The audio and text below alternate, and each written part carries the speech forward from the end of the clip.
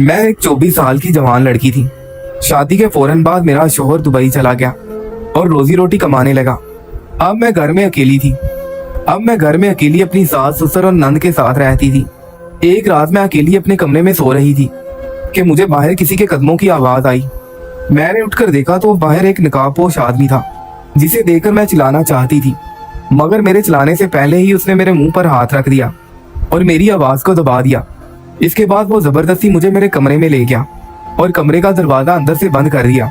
फिर उसने मेरे मुंह पर टेप लगा दी और मुझे बेड पर गिराकर जबरदस्ती बांध दिया और फिर अपने चेहरे से नकाब उठाकर मुझसे कहने लगा, तुम चुपचाप पूरी रात मेरे साथ। मैं शहर में रहा करती थी। मेरी शादी जब से गांव में हुई थी, मेरी जिंदगी में अजीबो गरीब वाकयात पेश आ रहे थे। पहला हादसा तो ये हुआ कि मेरा शोहर मुल्क से बाहर कमाने की गर्ज से चला गया। अब मैं अपने घर में अकेली थी। बड़े ससुराल में मुझे कोई पहचानने वाला, सहारा देने वाला कोई नहीं था। मैं बस अपनी मदद आपके तहत चल रही थी। एक रात का जिक्र है कि मैं अकेली अपने कमरे में सोने की तैयारी कर रही थी कि मुझे बाहर किसी के कदमों की आवाज आई। ये आवाज इतनी वाज़ेह थी कि मेरे जहन पर एक खौफ सवार हो गया। इसके बाद मैं सोने लेटी, मगर फिर भी मेरा दिमाग खौफ के जेर असर रहा। फजर तक मुझे नींद ना आई। इसके बाद न जाने कब मेरी आंख लगी। 1 घंटा सोई होगी कि सास ने मेरे कमरे का दरवाजा बजाया। बहू अभी तक सो रही हो। उनकी आवाज सुनकर मैं चौंक पड़ी। मुझे तो सोए हुए अभी 1 घंटा ही हुआ था। मैं आंखें मलती बाहर आई। वो मेरी सुर्ख आंखें देखकर हैरान रह गई। क्या हुआ है बेटी, सब खैरियत तो है? तब मैंने उन्हें सब बता दिया कि रात को किसी के कदमों की आवाज सुनकर मैं डर गई थी। हाँ बेटी, ये घर ही इतना बड़ा है कि अच्छे खासे इंसान को डर लगने लगता है। तुम ऐसा करो, कल से अपनी नंद के कमरे में सो जाओ। आखिर को वो तुम्हारी बहनों की तरह है। सास की ये बात बहुत अजीब सी लगी। अपनी बेटी की बजाय वो उसे मेरी नंद कह रही थी। अच्छा अम्मा ठीक है, मैं कल से सारिया के कमरे में सो जाऊंगी। मैंने खुश दिली से सर हिला दिया और आकर नाश्ता बनाने लगी। अभी तक सारिया सोकर नहीं उठी थी। अम्मा ने उसे जगाया। हम सब ने नाश्ता किया और फिर वो कॉलेज चली गई। दिन भर मैं यही सोचती रही कि आखिर रात भर वो आवाजें किस चीज की आ रही थी। मैंने इस बात का जिक्र किसी से नहीं किया। शाम हुई तो मैं ये बात भूल गई, मगर रात को सोने से पहले मुझे याद आया कि अम्मा जी ने मुझे सारिया के कमरे में सोने का कहा था। मैंने उसके कमरे का दरवाजा खटखटाया। उसने दरवाजा खोला। उसके चेहरे पर नागवारी के आसार थे। क्या हुआ भाभी, खैरियत तो है? अम्मा जी ने मुझे कहा था कि मैं तुम्हारे कमरे में सो जाऊं। मैंने सारिया से कहा, भाभी मैं आपको अपने कमरे में नहीं सोने दे सकती। मैं रात देर तक पढ़ती हूँ, कमरे की बत्ती चलती रहती है, आपको नींद नहीं आएगी। सारिया की बात पर मैंने उसके हाथ थाम लिए। नहीं सारिया, कोई बात नहीं, मुझे नींद आ जाएगी। मैं हर तरह के माहौल में सो लेती हूँ, बस अपने कमरे में मुझे डर लगता है। तुम फिक्र ना करो, मैं तुम्हें जरा भी डिस्टर्ब नहीं करूंगी। मेरी बात पर सारिया ने एक बार फिर मुंह बना लिया और बोली, ठीक है भाभी, कल से आप मेरे कमरे में सो जाइएगा। नहीं सारिया, मैं आज भी अपने कमरे में नहीं सो सकती। कल रात को मैंने अजीब सी आवाजें बाहर वाली राहदारी में सुनी। इसके बाद से मेरा मन नहीं कर रहा कि मैं अपने कमरे में जाकर सो जाऊं, और मैं वादा करती हूँ तुम्हें किसी किस्म की तकलीफ नहीं दूंगी। ये कहकर मैं अपने कमरे में चली गई ताकि अपना बिस्तर वगैरह लाकर सारिया के कमरे में डाल दूं। लेकिन मैं कंबल वगैरह लेकर वापस आई तो सारिया दरवाजा बंद कर चुकी थी। मुझे बहुत बुरा लगा। मैं अपने कमरे में जाकर सो गई, मगर रात भर वही होता रहा। अजीब सी आवाजों ने मेरा दिल दहला कर रख दिया। अगली सुबह सास ने पूछा तो मैंने वही शिकायत कर दी। उनसे कहा कि सारिया ने अपने कमरे में मुझे जगह नहीं दी। सास ने सारिया को डांट दिया और बोला, कल से तुम उसे अपने साथ सुलाओगी, मुझे शिकायत ना मिले। अब सारिया के पास कोई बहाना नहीं था। रात को उसके कमरे में मैंने अपनी जगह बना ली और कंबल तान कर सो गई। रात को न जाने कौन सा पहर था कि सारिया को प्यास लगी। उसने मुझे हिलाकर जगाया और बोली, भाभी बात तो सुने, मुझे बहुत प्यास लग रही है। ऐसा करें मेरे लिए जाकर पानी का गिलास ले आए, बहुत प्यास लग रही है, तबीयत में घुटन महसूस हो रही है। सारिया की बात सुनकर मैं बहुत घबरा गई। क्या हुआ सारिया, तुमने रात को क्या खाया था? भाभी डॉक्टर मैं हूँ, आप नहीं, जाए मेरे लिए जाकर पानी ले आए। सारिया ने कहा तो मैं शर्मिंदा सी होकर उठ खड़ी हुई। दरवाजे से बाहर जाते मैंने देखा कि सारिया मुझे गुस्से भरी निगाहों से देख रही थी। खैर मैं पानी लेने चली गई। पानी लेकर मैं जैसे ही दरवाजे पर आकर दरवाजा बचाया तो ये देखकर हैरत की इंतहा न रही कि दरवाजा अंदर से बंद था। सारिया दरवाजा खोलो, मैं इस वक्त कहाँ जाऊंगी? मैंने हल्की सी आवाज में कहा। मैं घर में ज्यादा शोर भी नहीं करना चाहती थी, इसलिए खामोशी से हल्की हल्की दस्तक दे रही थी, मगर सारिया ने दरवाजा नहीं खोला। मेरी तो जैसे खौफ के मारे जान ही निकल गई। रात के अंधेरे में घर भी इतना खुला था कि एक कमरे से दूसरे कमरे में जाते हुए भी डर लगता था, मगर क्या करती। पूरे 10 मिनट सारिया के कमरे के बाहर खड़ी रही, मगर उसने जवाब नहीं दिया।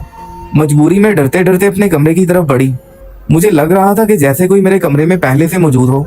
मैंने बाहर की राहदारी की रोशनी जलाई, अच्छी तरह अपने कमरे में देखकर अंदर गई और फिर दरवाजे को कुंडी लगाई बेड पर लेट गई। काफी देर यूं ही गुजर गई। रात का न जाने कौन सा पहर था कि शोर से मेरी आंख खुल गई। बिल्कुल वैसा ही शोर मुझे दोबारा अपने कानों में महसूस हुआ। तो घबराहट सर पर तारी हो गई। डर के मारे मैं अपने बिस्तर में ही दुबकी रही। काफी देर गुजर गई, शोर आना बंद हो गया। अब मुझे इत्मीनान था। मैं वापस सोने के लिए लेट गई और सुबह को मेरी आंख खुली। मगर अब मैंने तहिया कर लिया कि मैं सारिया की इस चालाकी में नहीं आऊंगी। आखिर को वो मुझे अपने कमरे में सोने क्यों नहीं देती। मैंने ना सास से गिला किया, ना ही सारिया से इस बात का शिकवा किया, लेकिन फिर रहा ना क्या। हल्का सा जिक्र किया तो सारिया उल्टा मुझ पर ही चढ़ दौड़ी। भाभी, रात को मैंने आपको पानी लेने भेजा था, इसके बाद न जाने आप कहाँ चली गई। मैं आपका इंतजार करती रह गई। सारिया की ये बात सुनकर मेरी हैरत की इंतहा न रही। लोग भी कितने मुनाफिक और झूठे होते हैं। खैर क्या कह सकते हैं। मैंने खामोशी इख्तियार कर ली। अगली रात मैं फिर सारिया के कमरे में सो गई। रात को वही तमाशा हुआ। उसने मुझे पानी के लिए जगाया। मैंने सारिया से वादा लिया कि वो दरवाजा बंद नहीं करेगी, लेकिन उसने फिर वही हरकत की, दरवाजा बंद कर दिया। और जब मैं आई तो मुझे अपने कमरे में जाकर सोना पड़ा। अब मैंने सोच लिया था कि मैं सारिया को पानी देने नहीं उठूंगी।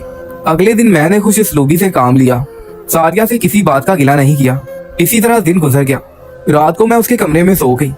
रात के ठीक 2-3 बजे उसने मुझे वैसे ही जगा दिया। बोली कि भाभी घबराहट हो रही है, मेरे लिए जरा पानी तो लेकर आओ। मगर अब की बार मैंने आंख नहीं खोली, सोने की भरपूर अदाकारी की। सारी उम्र सारिया मुझे जगाने की कोशिश करती रही, मगर मैंने भी आंख ना खोली। वो समझ गई कि मैं उठने वाली नहीं हूँ। फिर उसने मुझे 2-3 बार ऊंची आवाज में पुकारा।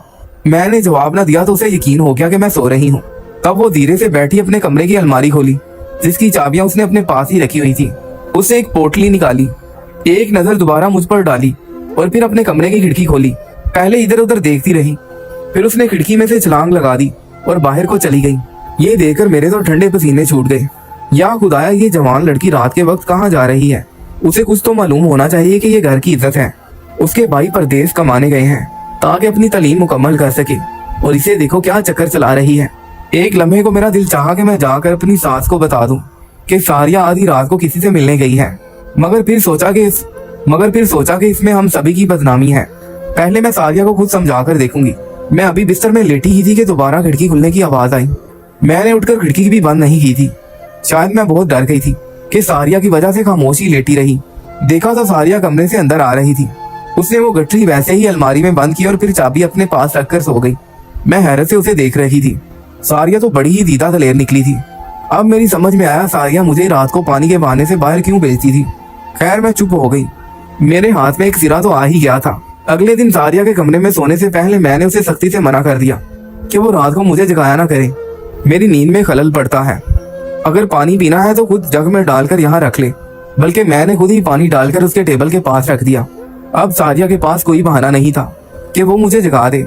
रात के इस पहर वो अपने बिस्तर से उठी और अलमारी में झांकने लगी। मैं मुकम्मल तौर पर अलर्ट हो चुकी थी। मेरे कान उसकी आहट पर लगे हुए थे। उसने बिल्कुल वैसे ही खिड़की खोली और बाहर कूद गई। मैं हैरत से उसे जाता देखती रही। फिर मुझसे सब्र ना हुआ। मैं भी धीरे से अपने बेड से उतरी और सारिया की तरह खिड़की से कूद गई। इस खिड़की की ऊंचाई ज्यादा नहीं थी। ये घर की पिछली तरफ खुलती थी। मेरे पाँव में जूते भी नहीं थे। एक पाँव में बहुत चुभन हो रही थी। आसपास कांटे और छोटी चीजें मेरे पाँव में चुभकर इस सफर को तकलीफदा बना रही थी। मगर सारिया शायद पहले से ही इंतजाम कर आई थी, वरना वो इतनी तेज रफ्तारी से ना चलती। मैं देख रही थी कि सारिया काफी तेज से कदम उठाती आगे की तरफ बढ़ रही थी। मैं भी उसके पीछे पीछे गई। अगरचे मुझे डर लग रहा था, मगर फिर मैंने सोचा कि अगर मेरी नंद इतनी बहादुर और दिलेर हो सकती है तो मुझे क्या मसला, जबकि मैं तो हक और सच की तलाश में जा रही हूँ। इस घर की इज्जत को बचाना चाहती हूँ। थोड़ी दूर जाकर सारिया ने पीछे मुड़कर देखा, मगर खुदा का शुक्र कि उसकी नजर मुझ पर नहीं पड़ी। ये एक पुराना सा बाग था। सारिया ने छोटी सी बाड़ अबूर की और अंदर चली गई। वहां जाकर उसने न जाने क्या किया। वो जमीन पर बैठकर मिट्टी खोदने लगी। मेरे तो पाँव में से जान निकलती महसूस हुई। मैंने कुछ और ना किया और उल्टे कदम वहां से वापिस आ गई। अभी तो मैं सोचने लगी कि सारिया को काबू कैसे करूं। तभी बैठे बैठे मेरे जहन में एक ख्याल आया। मैं सारिया से सारी हकीकत जानना चाहती थी। चूंकि घर के सारे दरवाजे बंद होते, इसलिए सारिया के आने और जाने का वाहिद रास्ता खिड़की थी। मैंने वो खिड़की जहां से सारिया निकलकर बाहर जाती थी उसे अंदर से बंद कर दिया और खुद पास ही बैठ गई। मैं सारिया के आने का इंतजार कर रही थी। तकरीबन 1-2 घंटे बाद मुझे सारिया के आने की आहट हुई। मैं चुकन्नी होकर बैठ गई। सारिया ने हल्के से खिड़की खोलने की कोशिश की, मगर खिड़की अंदर से बंद थी। तभी मैंने सरगोशी की आवाज में कहा, सारिया, मुझे तुम्हारी हकीकत का अंदाजा हो गया है, लेकिन जब तक तुम मुझे अपनी पूरी बात नहीं बताओगी मैं खिड़की नहीं खोलूंगी। सुबह तक तुम घर से बाहर रहोगी ना, तो तुम्हारे घर वाले तुम्हारे बारे में क्या सोचेंगे, इसका अंदाजा तुम खुद ही लगा लो। मेरी बात पर सारिया गुस्से में आ गई। भाभी, तुम पागल तो नहीं हो गई?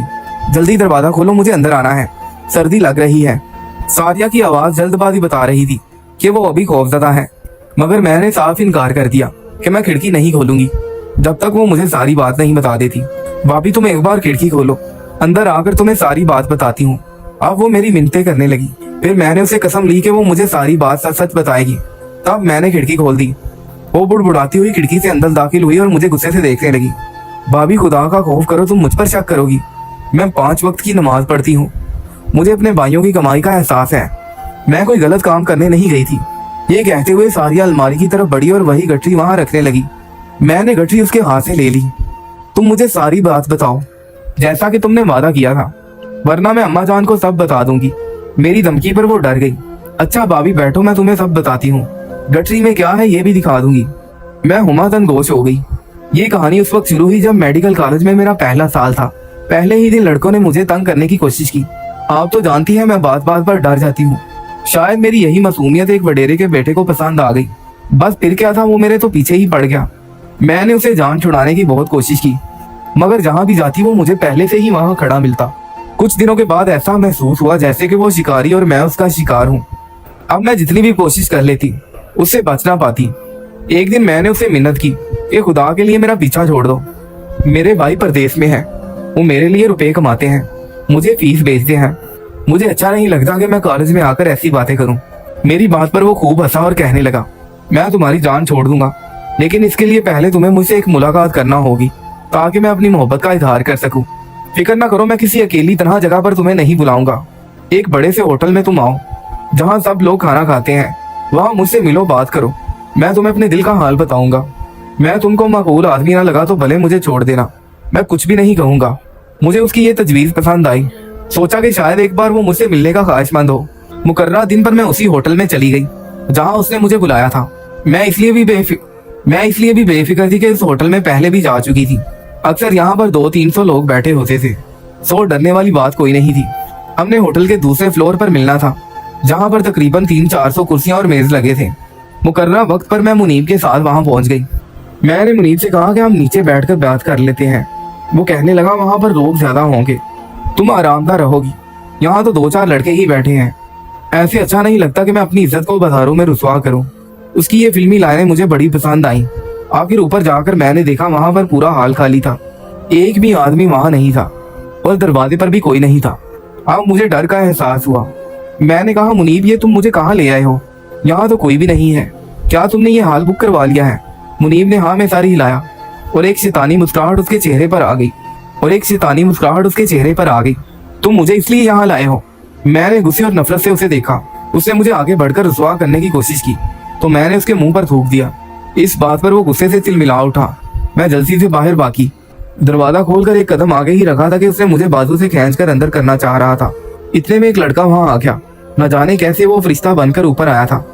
उसने मुनीब को गिरेबान से पकड़ा और मुझे उसके तसल्लुत से आजाद करवाया। मैं उसकी शुक्रगुजार हुई और उसका शुक्रिया अदा करती नीचे आ गई। मुनीब की नीयत पता चलने के बाद मेरी आंखों से आंसू बहने लगे। आखिर उसने मुझे इतना बेवकूफ क्यों समझ लिया? क्या इसमें मेरी कोई गलती? यही बातें सोचती मैं घर आ गई। उस दिन मेरा कॉलेज में दिल नहीं लगा। अपने उस मोहसिन के बारे में सोच रही थी कि जिसने मुझे मुनीब के अजाब से बचाया था।